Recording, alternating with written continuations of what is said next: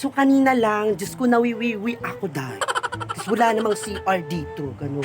Kasi nasa likod lang ako, di ba? So, baka siguro mag-dog style na lang muna ako dito ng pag-ihi, gano'n. Ayan. Diyan ako umihi kanina dahil gusto ko sana dun sa likod umihi kaso may bahay pala, uy. Diyos ko, baka pag-wiwi ko dyan, nakita yung mga hindi ka nais-nais. Ayan, may mga bahay pala. So, dito na lang sa gilid ng bubong. Sanay din naman tayo sa mga ganyan.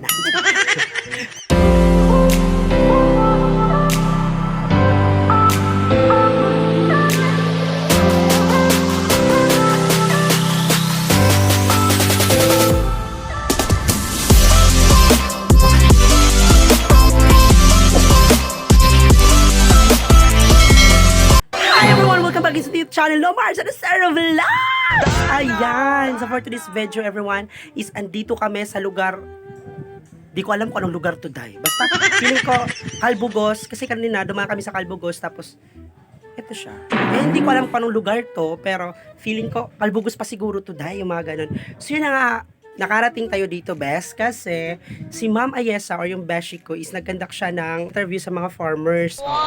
So yun na nga, ayun siya sa loob dito. Sa loob nito, gym siguro to, barangay hall or ano to, yung mga ganon. So, dito siya sa loob, nagmi-meeting siya dahil iba din. Siya yung mga ganon. So, andito lang ako sa labas kasi nga, gusto ko mag-video, ganon. Gusto ko mag-vlog, yung mga ganon, yung mga ganon. So, andito tayo sa lugar nila. So, road to construction pala itong ano nila, itong gym baga to, or tinisan, kumbaga, o. Nagtatagalog na ako kasi maraming mga Tagalog na nagko-comment sa video ko na hindi daw nila ako naiintindihan. Oo, kasi Bisaya kasi ako sa ibang video ko. Kaya ngayon, nagtatagalog na ako. Kasi may mga Bisaya din naman nakakaintindi ng Tagalog, pero yung mga Tagalog hindi nakakaintindi ng Bisaya. Mga ganyan. So, magtatagalog na tayo para fair. Tsa! Jima. So, andito ako dahil ako lang mag-isa. Kasi andito siya sa loob.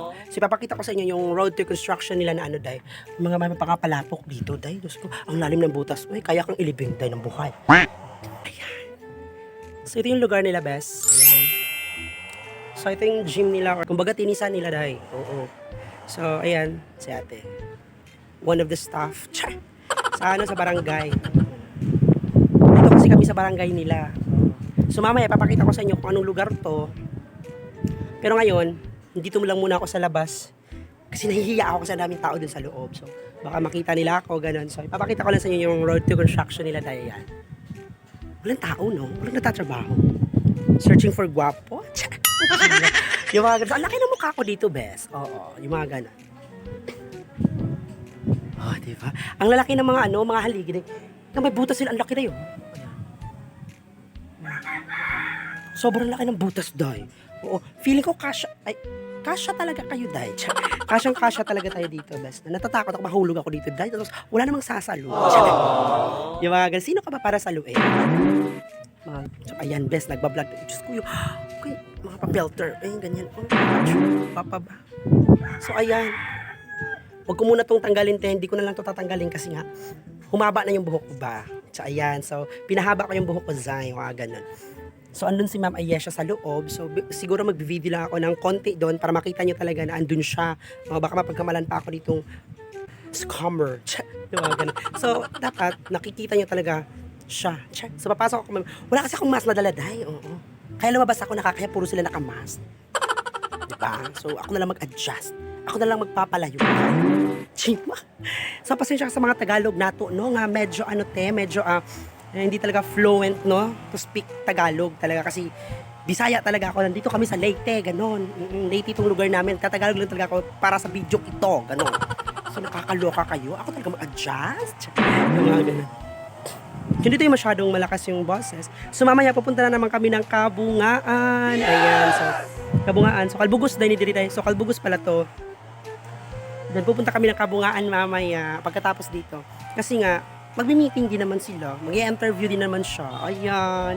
So, kabog. Diba?